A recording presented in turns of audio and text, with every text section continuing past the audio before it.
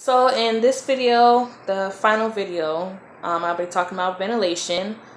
I'm going to briefly just touch on pulmonary ventilation again, the air volume and air pressures, the roles that the different muscles play in inspiration and expiration, and the key stimulant to respiration.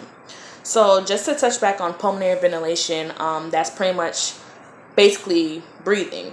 When you breathe in and breathe out. So inspiration is when you inhale and you're inhaling oxygen into the body. And expiration is when you exhale. So you're exhaling the carbon dioxide out the body. So you're inhaling the oxygen from the lovely plants and you're exhaling the carbon dioxide to feed the plants. The plants need carbon dioxide and we need oxygen. So for the next part, which is the air volume and the air pressure, I drew a chart out for you guys, which is right here. This one right here is the air pressure and how it changes during inspiration and expiration. And this bottom one is the air volume or breath volume during inspiration and expiration.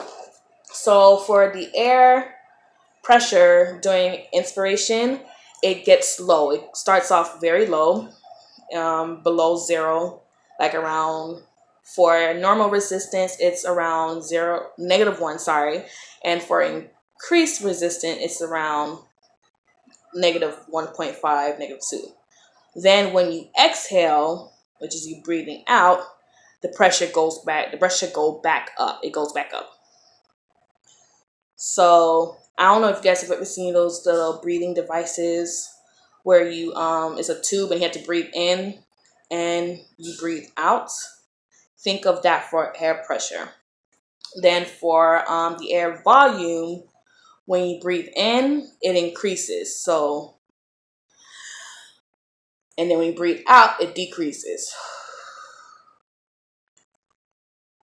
When you breathe in, it goes up. The volume of the air increases. When you breathe out, the volume of the air decreases. And in regards to air pressure and air volume, you have quiet expiration and you have forced expiration.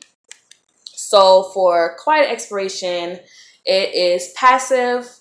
It relies on the elastic recoil of stretched lungs as the inspiratory muscles relaxes versus relying on muscle contraction. So pretty much be regular breathing out. You're exhaling regular with no force to it. In regards to forced expiration, it refers to the abdominal muscles contracting and it forces the diaphragm upwards. And then the contraction of the internal intercostal muscle pulls the ribs down. So an example of forced expiration would be coughing. So it's when you cough, your diaphragm is forcing up and then your ribs go down. You're forcing the air out. For the common misconception, the question is, clarify a common misconception that the oxygen level is the principal stimulant of respiration. The actual stimulant of respiration is from the medullary respiration center, which is located in the medulla oblongata. The medulla oblongata. And it generates rhythmic nerve impulses that stimulate contraction of the inspiratory muscles or respiration muscles. So, in this week, I pretty much just talked about the respiratory system and the different parts of the respiratory system and their functions, along with the lungs, which are a main aspect of the respiratory system, and the different breathing mechanisms. I hope you guys enjoyed my wiki. And I also attached a PowerPoint below that just summarizes all of what I was saying in the videos for you guys to look at in case you had some questions or want to clarify some of the things that I said. And thank you guys and have a great night.